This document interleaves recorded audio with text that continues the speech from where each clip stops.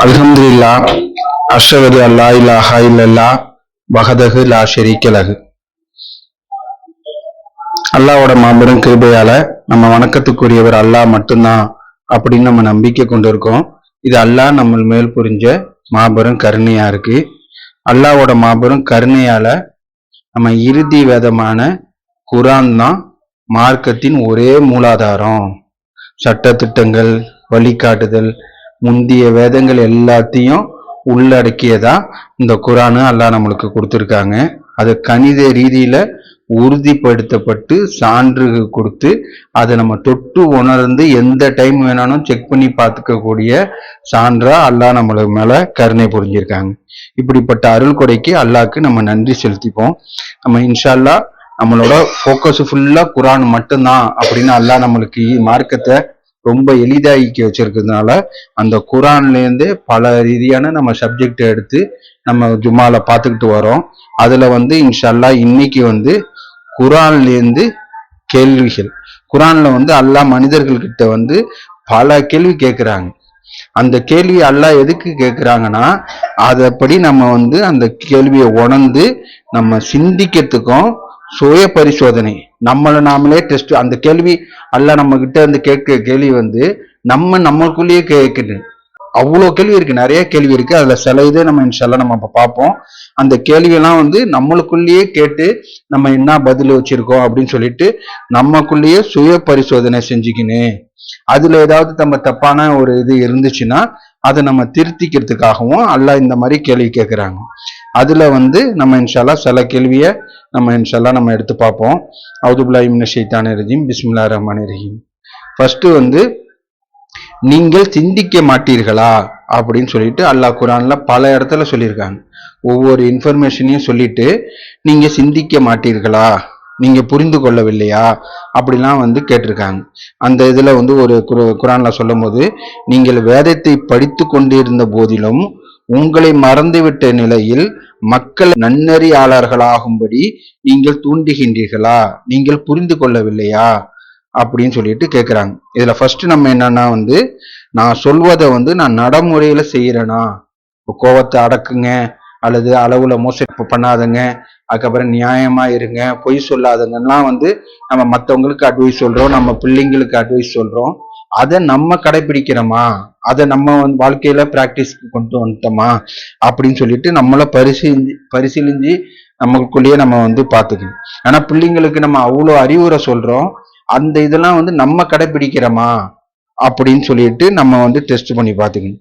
ஏன்னா ஒரு சிறந்த அறிவுரை எதுனா செஞ்சு காமிக்கிறது தான். நம்ம பெற்றோர்கள் இப்படி இருக்காங்க, அவங்க கோவப்பட மாட்டாங்க, அவங்க அழகிய முறையில பேசுறாங்க, அவங்க பிசினஸ் பண்ணும்போது மற்ற இது பண்ணும்போதெல்லாம் நியாயமா இருக்காங்க, யாருக்கிட்டையும் பொய் சொல்ல மாட்டுறாங்க அப்படின்னு சொல்லிட்டு நம்மளை பார்த்து நம்ம சுத்தி உள்ளவங்க ஒரு இதா எடுத்துக்கணும். நம்ம பிள்ளைங்களும் சரி, நம்ம சுத்தில உள்ளவங்க குடும்பத்தார்களும் சரி, அந்த மாதிரி நம்ம இருக்குன்னு அப்படின்னு சொல்லிட்டு நீங்க சிந்திக்க மாட்டீங்களா அப்படின்னு சொல்லிட்டு அல்லாஹ் இதுல ஒரு ஆழ்ந்த ஒரு கருத்தோட இந்த கேள்வியை கேட்டிருக்காங்க. அதனால நம்ம குர்ஆனை குர்ஆன்ல சொல்லியிருக்கிற அல்லாஹ் நன்னறியான காரியங்களை நம்ம செஞ்சுட்டு மற்றவங்களையும் நம்ம ஏவணும் அப்படின்னு நம்ம பார்க்கிறோம். அதுக்கப்புறம் நீங்க எங்க போகிறீங்க அப்படின்னு சொல்லிட்டு அல்லாஹ் கேள்வி கேட்கிறாங்க. அதாவது எப்படின்னா, இந்த ஏற்றுக்கொள்ள, அதாவது குர்ஆனை பத்தி அல்லாஹ் சொல்லும் போது, இது ஏற்றுக்கொள்ள மறுக்கப்பட்ட சாத்தானின் பேச்சு அல்ல. இந்த குர்ஆன் ஏற்றுக்கொள்ள மறுக்கப்பட்ட சாத்தானின் பேச்சு அல்ல.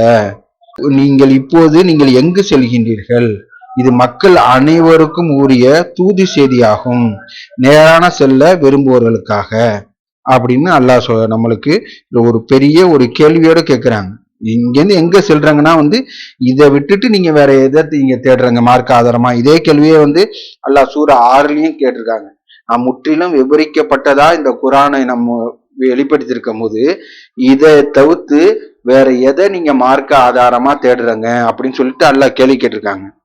ஏன்னா இதுல பொய் கிடையாது. இதுல ஒண்ணு பேசிட்டு ஒண்ணு மாற்றி பேசுறது அந்த மாதிரி உள்ளது கிடையாது. ஏன்னா இது அல்லாஹ் கிட்டேந்து வந்தது, ரப்புல் ஆலமீன் கிட்டேந்து வந்தது, தவறு இழைக்காதது அப்படின்னு சொல்லிட்டு அல்லாஹ் குர்ஆனை பத்தி பல தன்மைகள்ல சொல்லியிருக்காங்க.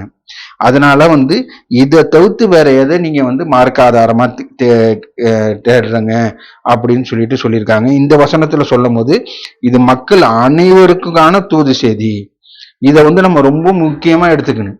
நம்ம ஒரு ஒரு காலத்துல நம்ம வந்து ஒரு தப்பான இது ஒரு கொள்கையில இருக்கும் போது குரான்னா வந்து அது முஸ்லிம்களுக்கு உரியது அப்படின்னு சொல்லிட்டு நம்ம மற்ற மதத்துல உள்ளவங்க எல்லாம் வந்து குரானை நம்ம தொட கூட விட மாட்டோம். வீட்டுல வேலை செய்யறவங்க வந்து அந்த குரானை இப்போ ஒரு சப்போஸ் நம்ம டேபிள்ல வச்சிருப்போம், அதை தொட்டாங்கன்னா வந்து அவங்க நீங்க தொடக்கூடாது அப்படின்னு சொல்லிட்டு சொல்லுவோம்.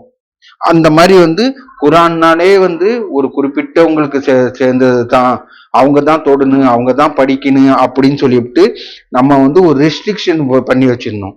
ஆனா இந்த வசனத்துல அல்லாஹ் சொல்லும் போது இது மக்கள் அனைவருக்கும் உரியது. நீ எந்த ஜாதியில இரு, எந்த மதத்துல இரு, நீ பைனான்சியலா நீ எந்த ஸ்டேட்டஸ்ல வேணானா இரு, இல்ல எந்த நாட்டுல வேணானா இரு, இந்த குரான் வந்து எல்லாருக்கும் பொதுவானது அப்படின்னு. அதனாலதான் நம்ம வந்து குரான் வந்து எல்லாத்துக்கும் பொதுவானதா இருக்கும் போது நம்ம தமிழ்ல மொழிபெயர்க்கும் போது அதே அரபி வார்த்தை அல்லான்னு யூஸ் பண்ணாம நம்ம கடவுள்னு போட்டு யூஸ் பண்ணியிருக்கோம். இது வந்து சில பேர் வந்து கேள்வி கேட்கிறாங்க, ஏன் அல்லான்னு போட்டானுன்னு. அல்லான்னு போட்டா மறுபடியும் அந்த பழைய ரெஸ்ட்ரிக்ஷன் சொன்ன மாதிரி ஒரு குறிப்பிட்ட சமுதாயத்துக்கு உள்ளவங்க இதுக்காக மட்டும்தான் இந்த குரானு அப்படின்னு சொல்லிட்டு ஒரு தப்பான புரிதல்ல வரும். அல்லாவே வந்து இதுக்கு முன்னாடி குரானுக்கு முன்னாடி மத்த வேதத்தை அனுப்பிச்சிருக்காங்க. நம்ம குரான்லயே பாக்குறோம், இஞ்சிலு, தௌராத்து. அதுல வந்து அல்லாஹ் வந்து தன்னை குறிப்பிடும் போது அந்த மொழியில வந்து அல்லாஹ்க்குன்னு உள்ளதுக்கு என்ன மீனிங்கோ அதை குறிப்பிட்டு சொல்லியிருக்காங்க. அதே மாதிரி வந்து அரபிய வந்து நம்ம தமிழ்லயோ அல்லது இங்கிலீஷ்லயோ அல்லது வேற எந்த மொழியிலயோ நம்ம மொழிபெயர்க்கும் போது அந்த மொழிக்கு உள்ள வார்த்தை என்னவோ அதை தான் மொழிபெயர்த்து சொல்லணும். அதனால வந்து அல்லான்னு உள்ள வார்த்தை தமிழுக்கு வந்து கடவுள்னு இருக்கிறதுனால நம்ம வந்து கடவுள்னு உள்ளது போட்டிருக்கோம். இது வந்து கடவுள்னா யாருன்னா வந்து நம்ம எல்லாத்தையும் படைச்சி பரிபக்குவப்படுத்தும் அந்த ஒருவரு. அதுக்கு வந்து நம்ம எந்த பேர் வேணாலும் அழைச்சிக்கலாம். சில பேர் பிரபஞ்சம்னு சொல்றாங்க, சில பேர் இயற்கைன்னு சொல்றாங்க, சில பேர் வந்து பெரிய சக்தி வாய்ந்தது, பராசக்தி, அந்த மாதிரி வந்து ஏதோ பேர் அழைச்சிக்கிறாங்க. அந்த ஒரு சுப்ரீம் பவர் அந்த அந்த ஒண்ணுதான் வந்து நம்மளை எல்லாத்தையும் கண்ட்ரோல் பண்ணுது, நம்மளுக்கு வாழ்வாதாரத்தை வழங்குது அப்படின்னு சொல்லிட்டு அந்த ஈமான் கொள்றது தான். அதுக்குள்ள வார்த்தை நம்ம அல்லான்னு உள்ள வார்த்தைக்கே கடவுள்னு மொழிபெயர்த்திருக்கோம். ஏன்னா வந்து இந்த குரான் இந்த தூது செய்தி வந்து மக்கள் அனைவருக்கும் உரியதா இருக்கு அப்படின்னு சொல்லிட்டு நேரான செல்ல விரும்புவர்களுக்காக அப்படின்னு படிச்சு புரிஞ்சுக்கிறதுக்கு. ஈவன் வந்து நீங்க முஸ்லிமா வேணானா இருங்க, அரபிய நீங்க இலக்கத்துல ஃபுல்லா புரிஞ்சு வேணானா இருங்க, அதை மீது நம்பிக்கை கொண்டு நீங்க படிச்சாதான் வந்து குரானும் வந்து உங்களுக்கு நேர்வழி காட்டும், புரியும், கலங்கர விளக்கு அப்படின்னு சொல்லிட்டு சொல்லியிருக்காங்க.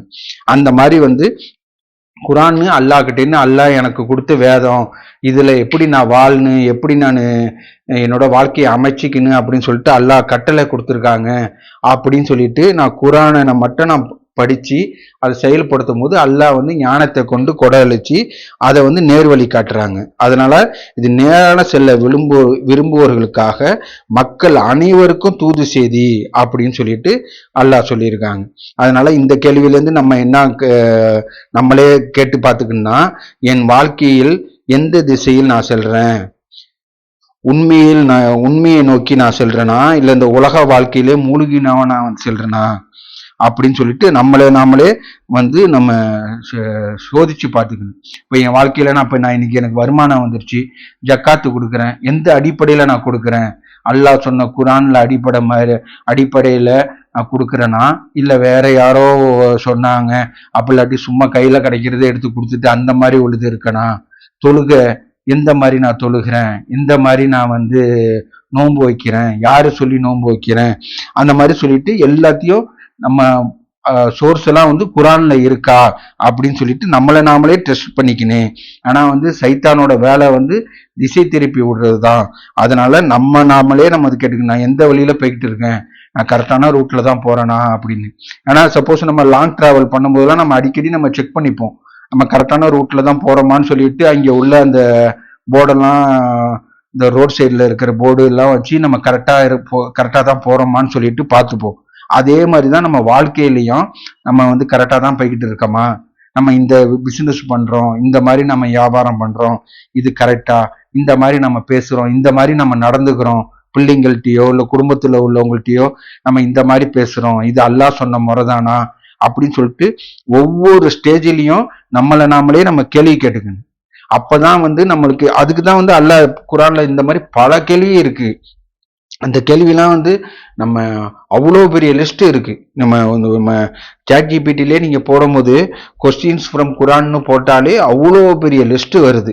அதுல சில இதை தான் நம்ம பார்க்குறோம். இதுல நம்மளை நாமளே கேள்வி கேட்டுக்கு, நான் எந்த பாதையில இருக்கேன், நான் கரெக்டா இருக்கேனா, நான் குரான் படி இருக்கேனா, நான் இன்னைக்கு வருமானத்துக்கு நான் ஜக்காத்து கொடுக்குறேனா, நான் என்னோட வருமானம் ஹலாலான அல்லாஹ் அனுமதிக்கப்பட்ட இதா அப்படின்னு சொல்லிட்டு எல்லாத்தையும் பார்த்துக்கணும். ஈவன் சாப்பிடும் போது கூட இது அல்லாஹ் தடுக்கப்பட்ட உணவா அப்படின்னு சொல்லிட்டு எல்லாத்தையும் நம்ம பரிசீலனை பண்ணிக்கணும், நான் எந்த பாதையில இருக்கேன் அப்படின்னு. அதுக்கப்புறம் அல்லாவை தவிர வேறு இறைவன் உள்ளனரா அப்படின்னு சொல்லிட்டு அல்லாஹ் பல இடத்துல ஒரு கேள்வி கேட்கிறாங்க. 35:3 அவுது பில்லாஹி மினஷ் ஷைத்தானிர் ரஜீம். மனிதர்களே, உங்கள் மீதான கடவுளின் ஆசிகளை நினைவு கொள்ளுங்கள். கடவுளை விடுத்து வானங்களையும் பூமிகளும் உங்களுக்கு வழங்குகின்ற படைப்பாளர் எவரும் இருக்கின்றனரா? அவருடன் வேறு தெய்வம் இல்லை.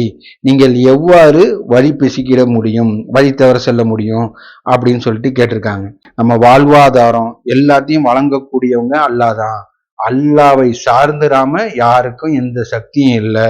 நம்ம ஒவ்வொரு வாரமும் ஜும்மா ஆரம்பிக்கும் போது இதை நம்ம சொல்லிக்கிட்டே இருப்போம். லா இலாஹா இல்லல்லான்னா ஃபர்ஸ்ட் லா இலாஹா இல்லல்லா மீனிங்கை நம்ம கரெக்டா புரிஞ்சுக்கிட்டோமா? சும்மா வேர்ட் பை வேர்டு நம்ம வேணா கூகுள் டிரான்ஸ்லேட் பண்ணி இதான் மீனிங்கு, அப்படி நம்ம அல்லாஹ் தவிர வேறு தெய்வம் இல்லை, இதான் லா இலாஹா இல்லல்லா மீனிங்னு சொல்லிட்டு அந்த மீனிங் சொல்றது இல்லை. அதை நம்ம உணர்றோமா? லா இலாஹா இல்லல்லான்னா அல்லாவை சார்ந்துடாம யாருக்கும் எந்த சக்தியும் இல்லை அப்படின்னு சொல்லிட்டு நம்ம நம்பிக்கை கொள்றோமா அப்படின்னு சொல்லிட்டு நாமளே கேள்வி கேட்டுக்கிட்டு இருக்கணும். ஏன்னா அந்த சுச்சுவேஷன் வரும்போது நம்ம இப்போ பார்க்கணும். ஃபார் எக்ஸாம்பிள் நம்ம பணத்தாலும் நம்ம பணத்தை கொடுத்து நம்ம மருந்து தான் வாங்க முடியும். ஆனா அல்லாஹ் தான் அதை குணப்படுத்துவாங்க. நம்ம மருந்து மேல நம்ம நம்பிக்கை வைக்கிறோமா இல்ல அல்லாஹ் மேல நம்பிக்கை வைக்கிறோமா? அதுக்கப்புறம் பணத்தை கொண்டு நம்ம அறுவை சிகிச்சை ஆப்ரேஷன் தான் பண்ணிக்க முடியும். ஆனா உயிர் கொடுக்கறது அல்லாஹ் தான். பணத்தை கொண்டு நம்ம பெட்டு தான் வாங்கிக்க முடியும். ஆனா தூக்கத்தை கொடுக்கறது அல்லாஹ் தான். இந்த மாதிரி நிறைய உள்ளது இருக்கு.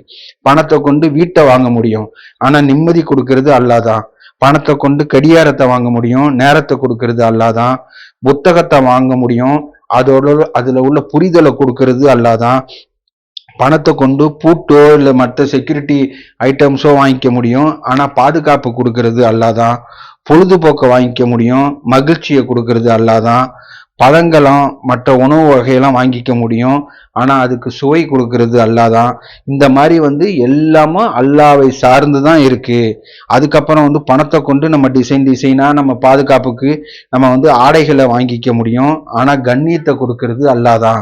நம்ம நினைக்கிறோம் இந்த மாதிரி ட்ரெஸ் போட்டு போனா கண்ணியமா கௌரவமா இருக்கும் அப்படின்னு. ஆனா அல்லாஹ் அதுல நம்ம எண்ணத்தை வச்சிடக்கூடாது. இது எல்லாமே இருக்கு. இந்த பணம் முக்கியம், மற்றது உணவு வகை எல்லாமே முக்கியம்.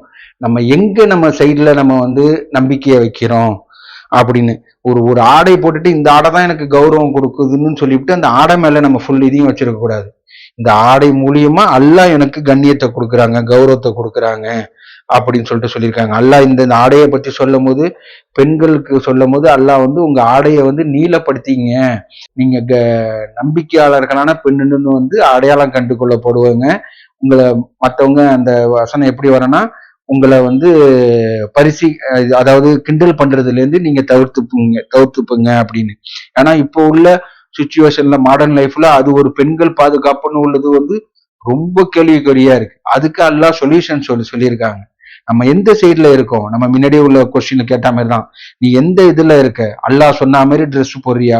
ட்ரெஸ் போடுறதுல எப்படி பேசுறது, எப்படி சாப்பிடுறது, எப்படி நடக்கிறது, எப்படி பாக்குறது, எல்லாத்தையும் அல்லாஹ் குரான்ல சொல்லியிருக்காங்க.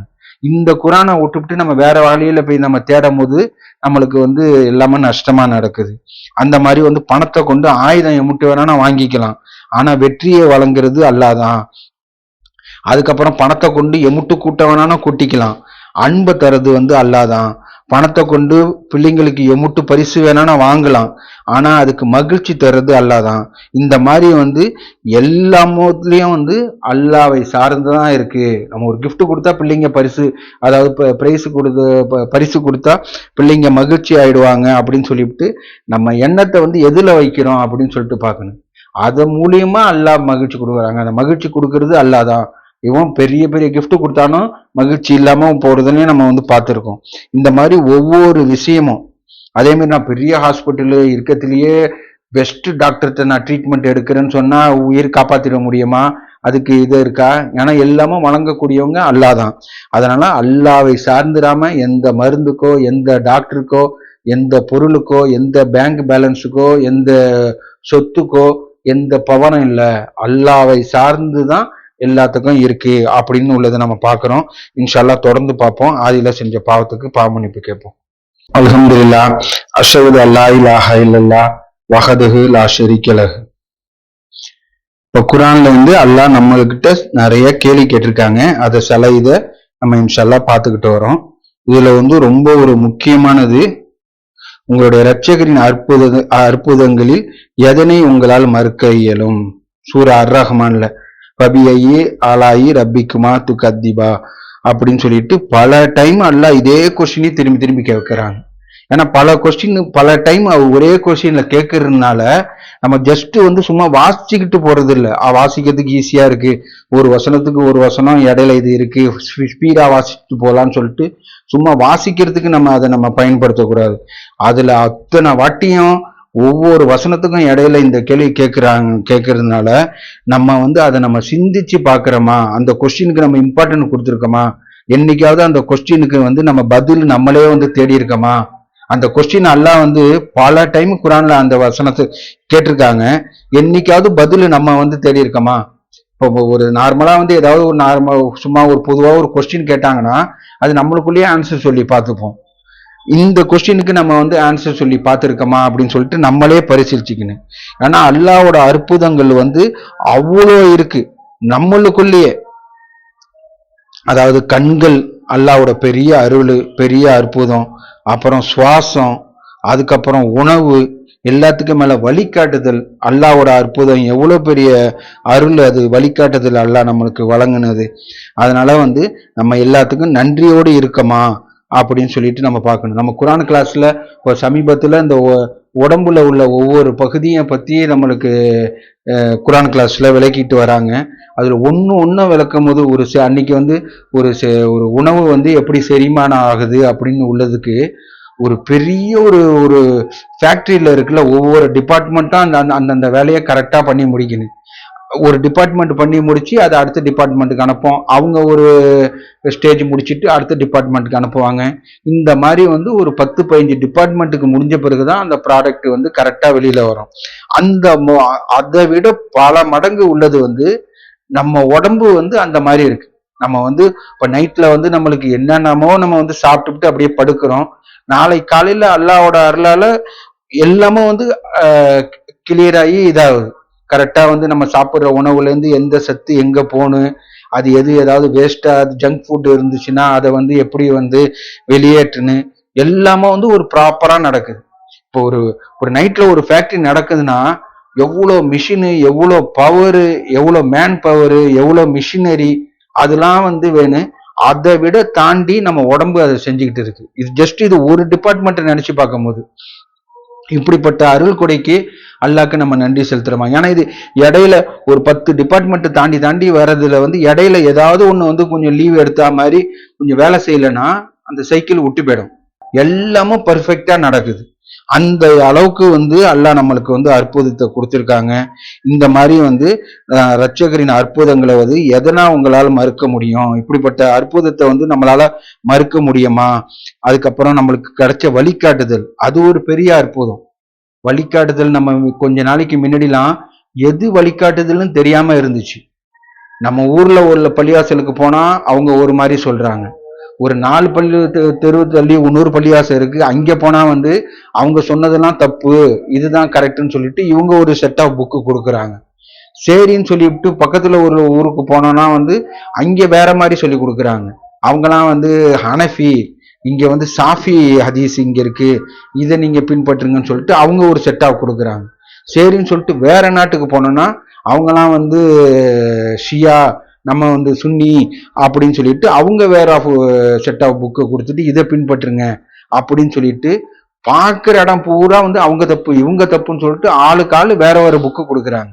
ஆனா அல்லாஹ் முகமது நபி மூலியமா கொடுத்து அதான் கரெக்ட்னு சொல்லிட்டு கணித ரீதியில அற்புதம், எப்படிப்பட்ட அற்புதம்னா வந்து யாராலையும் மறுக்க முடியாது.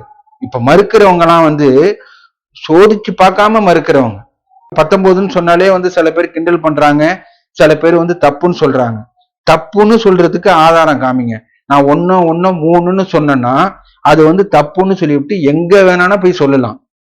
நான் 1 1 2ன்னு சொன்னேன்னா அது நான் கரெக்ட்னு சொல்லிட்டு நான் எங்க வேணாலும் ப்ரூஃப் பண்ணலாம்.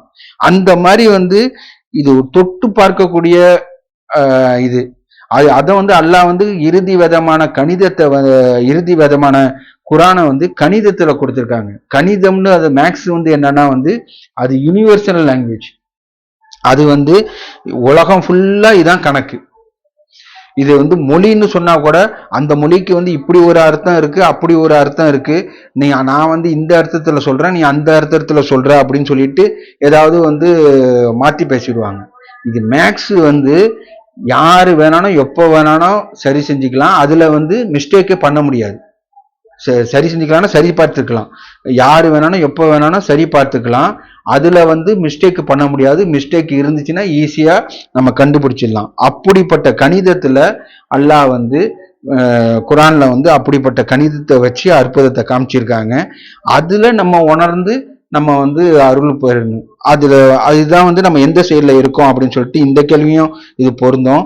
இப்படிப்பட்ட அருள் கொடைய வழங்கினத்துக்கு அல்லாஹ்க்கு நம்ம நன்றி செலுத்துறோமா அப்படியும் ஒரு கேள்வி இருக்கு. அதுக்கும் நம்ம ஆன்சர் நம்ம சொல்லணும். அதுக்கப்புறம் வந்து இது வந்து சைத்தானுக்கு கேட்ட கேள்வி, ஆனா அல்லாஹ் வந்து குரான்ல சொல்லி இருக்கிறதுனால அது நம்மளுக்கும் பொருந்தும்.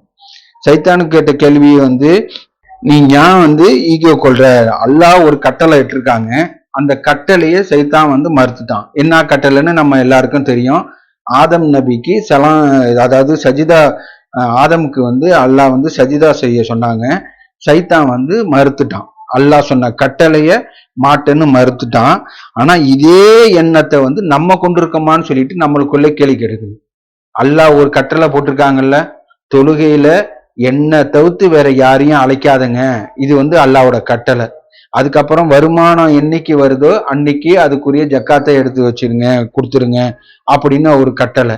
அதுக்கப்புறம் என்ன தவிர்த்து வேற யாரையும் சேர்த்து அழைக்காதீங்க அப்படி ஒரு கட்டளை. இந்த மாதிரி வந்து நிறைய கட்டளை இருக்கு. இப்படி ஒரு கட்டளைக்கு நம்ம மாறு செய்யறதுனால அதேதான் சைத்தானோ அல்லாவோட கட்டளைக்கு மாற்று செஞ்சுட்டான். அந்த தப்பை வந்து நம்ம பண்ணிடக்கூடாது. அந்த அல்லாஹ்க்கு உண்மையான நம்பிக்கையாளர்களோட தன்மையை பத்தி அல்லாஹ் சொல்லும் போது கேட்டோம் கட்டுப்பட்டோம். இது அல்லாவோட கட்டளை. அல்லாஹ் முகமது நபி மூலியமா குரானா வேதமா நம்மளுக்கு கொடுத்து அதை கணித ரீதியில ப்ரூவ் பண்ணி எந்த வித சந்தேகத்துக்கும் இடம் இல்லாதது. இப்படிப்பட்ட கட்டளை அல்லாஹ் ஒன்று போட்டிருக்காங்கன்னா நான் கீழ்படுகிறது மட்டும்தான் என்னோட ஒரே வழி, வேற ஆப்ஷனே கிடையாது. இதுக்கு சப் ஆப்ஷனு கொஞ்சம் லேசா கோடு போட்டு இது எந்த இதுவும் கிடையாது. கேட்டோம் கட்டுப்பட்டோம், அவ்வளவுதான். நம்ம வந்து ஒரு மிலிட்ரி ஆர்டர் மாதிரி ஒன்னு சொல்லிட்டேன்னா வந்து அதுக்கு செகண்ட் ஆப்ஷனே கிடையாது. ஒன்னு சொல்லிட்டேன்னா வந்து அதை வந்து கீழ்படினு. இதுதான் வந்து ரொம்ப ஒரு இம்பார்ட்டன்டா உள்ளது இருக்கு. ஏன்னா சைத்தானை எப்படி ஒரு ஈகோ வந்து சைத்தானை எப்படி வீழ செஞ்சிச்சோ அதே மாதிரி நம்ம வந்து பெருமை கொள்ளக்கூடாது. ஏன்னா பெருமை வந்து வழிகாட்டுதல வந்து தடுக்குது, அகந்த வந்து ஈமானை வந்து நம்மளுக்கு வந்து அழிக்குது அப்படின்னு நம்ம பார்க்குறோம் இந்த கேள்வியில. அதனால நான் ஈகோ உண்மையிலேயே நான் வந்து ஈகோ கொண்டிருக்கேனா, அல்லாஹ் ஒன்று சொல்லியிருக்காங்கன்னா அது கேட்கறேனா, இல்லை அது என்னன்னா இப்போ இந்த சூரா அல் பக்ரால அல்லாஹ் சொல்லியிருக்காங்க, அல்லாஹ் ஒரு காளை கன்ற பலியிட சொல்லிட்டாங்க, அது என்ன கலரு, அது எப்படி இருக்கும், அது எந்த வயசுல உள்ளது அப்படின்னு சொல்லிட்டு மறுபடியும் ஒரு கேள்வி கேட்டுக்கிட்டு வழிகட்டுக்கு போயிடாதங்க. கேட்டோம் கட்டுப்பட்டோம். இந்த மாதிரி வந்து அல்லாஹ் குரான்ல சொல்லியிருக்காங்களா, அவ்வளவுதான். இப்போ ஒதுவு வந்து இப்போ இத்தனை ஸ்டெப்பு தான் சொல்லியிருக்கும் போது ஏன் எக்ஸ்ட்ரா செஞ்சா என்ன, எக்ஸ்ட்ரா மூக்கு கழுவுனா என்ன, எக்ஸ்ட்ரா காதை நோண்டுனா என்ன, எக்ஸ்ட்ரா சுத்தம் தானே அப்படின்னு சொல்லிட்டு உங்க லாஜிக்கு வேணா உங்களுக்கு நியாயப்படுத்துற மாதிரி இருக்கும். அப்புறம் வந்து எக்ஸ்ட்ரா தொழுதானா என்ன, அல்ல 4 ரக்காயத்து தொழு சொல்லியிருக்காங்க, நான் எக்ஸ்ட்ரா வந்து ஒரு 10 தொழுதா என்ன, எக்ஸ்ட்ரா நன்மை தானே, எக்ஸ்ட்ரா சஜிதா பண்றேன், எக்ஸ்ட்ரா சூரா ஃபாத்தியா ஓதுறேன், எக்ஸ்ட்ரா வந்து அல்லா பேரை சொல்றேன், இதெல்லாம் எக்ஸ்ட்ரா நன்மை தானேன்னு சொல்லிட்டு ஒரு லாஜிக்கா வேணா இது கரெக்டா இருக்கலாம். ஆனா இது வந்து வரம்பு மீறுதல போயிடும். ஏன்னா வந்து கேட்டோம் கட்டுப்பட்டோம், அங்க வந்து நம்ம ஈகோக்கு இடம் கொடுக்கவே கூடாது. அல்லாஹ் இதை செய்யுன்னு சொல்லிட்டாங்கன்னா அதை செஞ்சுன்னு அப்படின்னு உள்ளதை பாக்குறோம். அதுக்கப்புறம் வந்து உங்களுக்குள்ளேயே சில அத்தாட்சிகள் இருக்கு, நீங்க பார்க்க மாட்டீங்களான்னு சொல்லிட்டு அல்லாஹ் இந்த கேள்வி கேட்டிருக்காங்க. நம்மளோட இதய துடிப்பு, மனம், அதாவது சுவாசம், இந்த மாதிரி உள்ளதெல்லாம் வந்து நம்மளுக்குள்ளேயே பல அற்புதங்கள் இருக்கு, அதை நம்ம பார்க்க மாட்டோங்களா அப்படின்னு சொல்லிட்டு அல்லாஹ் கேட்கிறாங்க. அடுத்தது வந்து உங்களை பாதுகாக்க வல்லவர் யார் அப்படின்னு சொல்லிட்டு நம்ம கேட்குறாங்க. ஏன்னா இந்த கேள்வி நம்மளுக்குள்ளே கேட்டுக்கிட்டா ஷாக்கிங்கான பதில் தான் வந்து இருக்கு. நம்மளை பாதுகாக்கிறது யாரு அப்படின்னு சும்மா வாயினா நம்ம பாதுகாக்கிறது யாரு, உங்களை வானத்தை பூமியை படைச்சது யாருன்னா அல்லா அல்லான்னு சும்மா உதட்டளவுல சொல்லிடுவாங்க. அதையும் அல்லாஹ் குரான்ல சொல்லி காமிச்சிருக்காங்க. உண்மையா நீங்க உங்க மனசுக்கு கேட்டுக்கிட்டு நீங்களே உங்க மனசுக்குள்ளேயே ஆன்சர் செஞ்சு சொல்லி பாருங்கன்னு சொன்னா ஷாக்கிங்கா இருக்கும். நான் வெளிப்படையா நீங்க என்கிட்ட கேட்டா நான் அல்லான்னு டக்குன்னு அடுத்த செகண்டே சொல்லிடுவேன். வானம் பூமி படைச்சது யாருன்னு கேட்டா அல்லான்னு சொல்லிடுவேன். உங்களை பாதுகாக்கிறது யாருன்னு கேட்டா அல்லான்னு சொல்லிடுவேன். நான் என் மனசுக்குள்ள கேள்வி கேட்டு என் மனசு ஆன்சர் சொல்றத நான் பரிசீலிச்சு பார்த்தேன்னா அது வந்து ஷாக்கிங்கா இருக்கு. அது வந்து பொருளா இருக்கு, பணமா இருக்கு, பிள்ளையா இருக்கு. என் பிள்ளைய நான் படிக்க வச்சேன்னா என் பிள்ளை என்னை காப்பாத்திடுவான். என் பேங்க் ஒரு இத்தனை லட்சம் ரூபாய்க்கு நான் ஒரு பேங்க் எஃப்டி போட்டு வச்சிருந்தேன்னா நான் கொஞ்சம் பாதுகாப்பா இருப்பேன். வந்து இந்த மாதிரி இருந்துச்சுன்னா எனக்கு லைஃப் செட்டில்ட் ஆயிடும் அப்படின்னு சொல்லிட்டு ஒரு பொருள் மேல நம்ம வைக்கிறோம். எல்லாமே இருக்கு, நம்ம முன்னாடி சொன்ன மாதிரி தான். நம்ம எண்ணத்தை எதுல வைக்கிறோம்? அல்லா மேல வச்சோன்னா இதை நம்ம மறுபடியும் சொல்றோம், seek God kingship over you and everything will follow. Allah மேல நீங்க பொறுப்பு வச்சாங்கன்னா எல்லாமே தேடி வரும். கண்டிப்பா நம்மளுக்கு வந்து செல்வம் வேணும், பிள்ளைங்க வேணும், மற்றது எல்லாமே தான் வேணும். அதை நம்ம எந்த டைரக்ஷன்ல பொறுப்பை எங்க தூக்கி வைக்கிறோம்? பொறுப்பு தூக்கி என் பிள்ளை மேலேயோ, அல்லது பொறுப்பு தூக்கி பணம் மேலேயோ, அல்லது பொறுப்பு தூக்கி வீடு மேலேயோ, அல்லது பொறுப்பு தூக்கி பிசினஸ் மேலேயோ, அல்லது என் பொறுப்பு தூக்கி என் முதலாளி மேலேயோ. என் முதலாளி நாடினாருன்னா என் கடன்லாம் வந்து உடனே அடைச்சிருவேன். அவர் எனக்கு ஒரு 2 லட்சம் ரூபாய் எனக்கு ஒரு ஜஸ்ட் வந்து எனக்கு கொஞ்சம் ஹெல்ப் பண்ணாருன்னா நான் வந்து லைஃப் செட்டில்ட் ஆயிடும். அதுக்கப்புறம் நான் ஃப்ரீயா இருந்துருவேன், எனக்கு எந்த கவலையும் இல்லை. எனக்கு அந்த ஒரு இது வந்துருச்சுன்னா வந்து எனக்கு எந்த பிரச்சனையும் இருக்காது. அதுக்கப்புறம் என் பிள்ளைய வந்து ஒரு கரை சேர்த்தி விட்டேன்னா வந்து எனக்கு அதெல்லாம் சொல்லுவாங்க. இப்போ வாழ்க்கையில நம்ம சினிமாலேயோ இல்லை மற்ற நம்மளுக்குள்ள பேசிக்கிட்டு இருக்கும்போது இந்த வாழ்க்கைலாம் இருக்கு. என் பிள்ளைய வந்து ஒரு கரை சேர்த்தி விட்டேன்னா எனக்கு நிம்மதியா இருக்கும். என் பொண்ணை வந்து ஒரு நல்ல இடத்துல கட்டி கொடுத்துட்டேன்னா எனக்கு நிம்மதி. என் பையனை வந்து ஒரு லெவலுக்கு மேல ஒரு அந்த இன்ஜினியரிங் படிக்க வச்சுட்டேன்னா எனக்கு வந்து நிம்மதி அப்படின்னு சொல்லிட்டு நம்ம நிம்மதியை வந்து அல்லாஹ் கிட்ட தேடாம இந்த மாதிரி விஷயத்துல வைக்கிறோம். அதுக்கப்புறம் ஒரு பாதுகாப்பு, நிம்மதி, பாதுகாப்பு எல்லாமே இது உள்ளடங்கி தான் இருக்கு. அப்படிப்பட்ட இதை வந்து நம்ம அல்லாஹ் மேல வைக்கிறோமா இல்ல வந்து நம்ம மக்கள் மேல, அதுக்கப்புறம் எங்க அத்தா இப்படி சேர்த்து வச்சிருக்காங்க அப்படின்னு சொல்லிட்டு மற்ற பொருள் சார்ந்த மேலேயோ இல்ல மனிதர்கள் மேலேயோ நம்ம வைக்கிறோமா? நல்ல வேலை எனக்கு இந்த ஹாஸ்பிட்டல்ல வந்து எனக்கு கரெக்டான டைம்ல இந்த டாக்டர் அவைலபிள் இருந்தாரு, போயிட்டோம், நாங்க வந்து ட்ரீட்மெண்ட் பண்ணோம். இந்த வார்த்தைலாம் நம்ம சொல்றோம். நம்ம போன பாட்டு எனக்கு நல்ல ஐடியா வந்துச்சு, திடீர்னு அந்த டைமுக்குள்ள நாங்க போயிட்டோம், உயிரை காப்பாத்திட்டோம் அப்படின்னு சொல்லிட்டுலாம் வந்து நம்ம வந்து ஒரு பேச்சில் இருக்கு. அதுக்கப்புறம் பணம், அதிகாரம், மனிதர்கள், இந்த மாதிரி எது வேணாலும் சேர்த்துக்கலாம். அல்லாஹ் இல்லாம எதுக்கும் எந்த ஒரு சக்தியும் இல்லை. அல்லாவை சார்ந்துடாம யாரும் நம்மளுக்கு பாதுகாப்பு வழங்க முடியாது அப்படின்னு சொல்லிட்டு நாமளே நம்ம வந்து சோதிச்சு அந்த கேள்வியை வந்து கேட்டுக்கணும். உங்களுக்கு கஷ்டம் ஏற்படும் போது டக்குன்னு உங்களுக்கு யாரு ஞாபகம் வருது? ஒவ்வொரு ஆளும் அவங்களுக்குள்ள கேட்டுக்கணும்.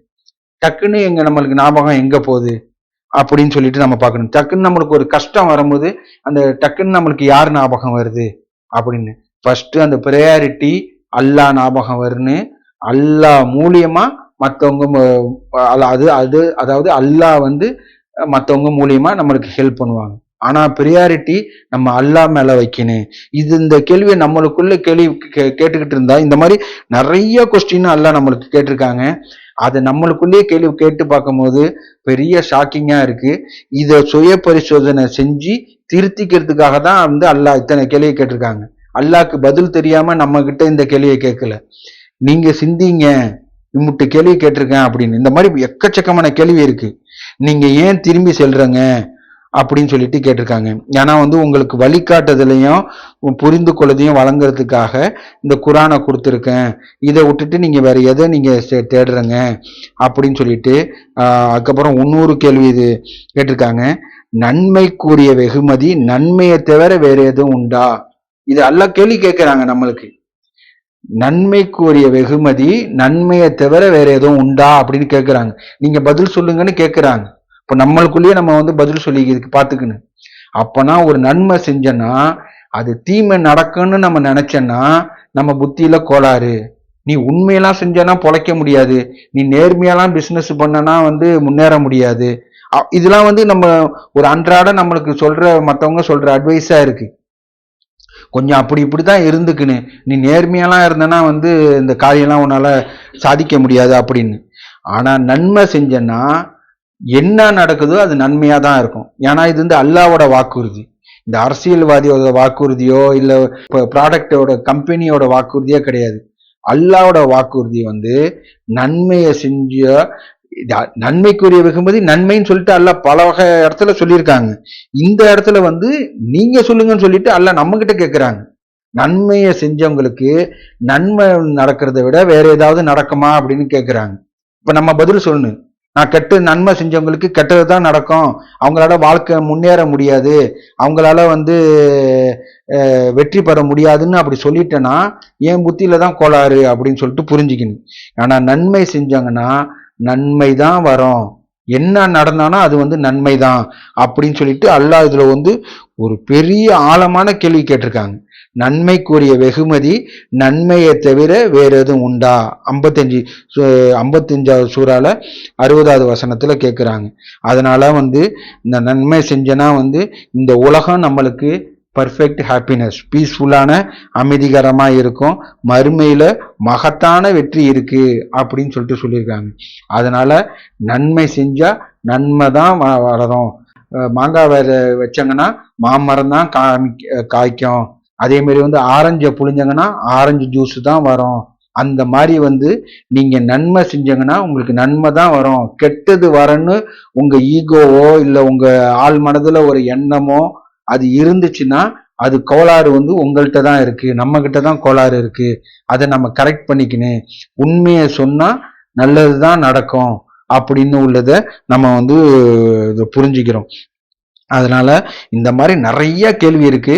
அதை நம்ம ஒண்ணா குரான்ல நம்ம அதை தேடி எடுத்து ஒன்னொன்னுத்துக்கும் நம்ம ஆன்சர் பண்ணி பார்க்கணும். ஒரு குயிஸ் போட்டாங்கன்னா நம்ம ஆர்வமா போய் ஆன்சர் பண்றோம்ல, அந்த மாதிரி அல்லாஹ் நிறைய கேள்வி கேட்டிருக்காங்க. அந்த கேள்விலாம் எடுக்கிறதுக்கும் அல்லாஹ் நம்மளுக்கு சாஃப்ட்வேர் ஈஸியா கொடுத்துருக்காங்க. ஜஸ்ட் ஏஐ கிட்ட இந்த கொஸ்டின் கேட்டேன்னா அது லிஸ்டா கொடுக்குது. இது பத்துல இன்னும் கொஞ்சம் லிஸ்ட்டுக்கு கொடுத்தோம்னா அது இன்னொரு 20 கொஸ்டின் கொடுக்குது. இந்த மாதிரி ஒவ்வொரு கொஸ்டினுக்கும் நம்ம ஆன்சர் எழுதி அது தப்பா இருக்கும்போது கரெக்ட் பண்ணிக்கிறதுக்காக தான் எல்லாம் இந்த கொஸ்டின் கேட்டிருக்காங்க. இதை நம்ம இந்த கேள்வி மூலியமா நம்ம படிப்பினை பெற்று நம்ம தப்ப கரெக்ட் பண்ணிக்கிட்டு இம்மையிலையும் மறுமையிலையும் வெற்றி அடைறதுக்கு அல்லாஹ் நம்மளுக்கு அருள் புரிட்டோம். தொழுகை நிலை நாட்டுவோம். வக்கீமுசலாத்.